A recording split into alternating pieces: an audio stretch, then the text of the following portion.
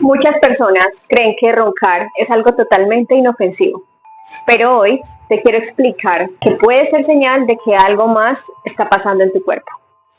Básicamente, el ronquido ocurre cuando el aire no pasa de forma libre mientras dormimos.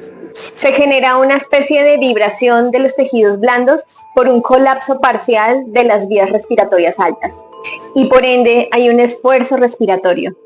El ronquido muchas veces no es solamente ruido, es la antesala de una apnea obstructiva del sueño.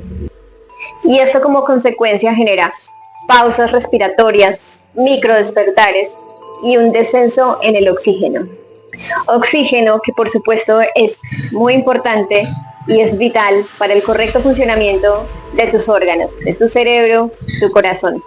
Y esto ocurre sin que la persona ni siquiera lo note. Pero ¿qué es la apnea y por qué es realmente peligrosa? Cuando tu organismo entra en ese mecanismo de defensa, va a empezar a liberar otras sustancias químicas como el cortisol, lo que va a disminuir la calidad del sueño. Por eso es que muchas veces, a pesar de que estuvieron en cama 8 horas, los pacientes se levantan súper fatigados porque realmente no hubo un descanso y además se activan otros procesos de inflamación a nivel general. Al final, esto se traduce en aumento de la presión arterial, detrimento cognitivo, fatiga crónica, resistencia a la insulina y por supuesto un mayor riesgo cardiovascular. Y aquí viene lo interesante.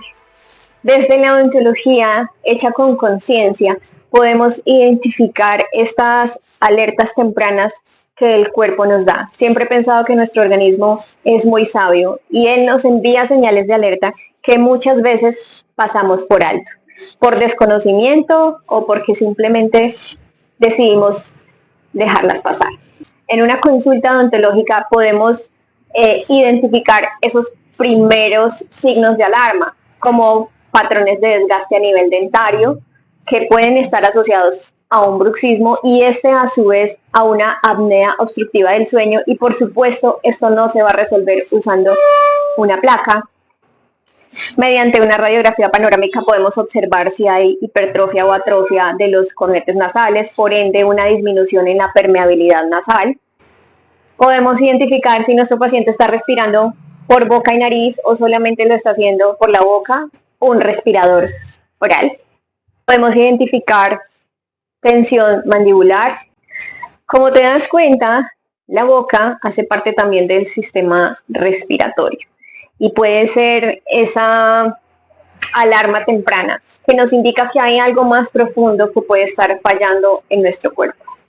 En una odontología hecha con conciencia y en una consulta de valoración bien hecha, vamos a poder identificar estos primeros patrones, estas primeras señales de alarma y podemos trabajar de forma interdisciplinaria, redirigiendo a nuestro paciente con las especialidades médicas que lo requieran, como puede ser el otorrino, puede ser gastroenterología, puede ser con la clínica del sueño, en fin.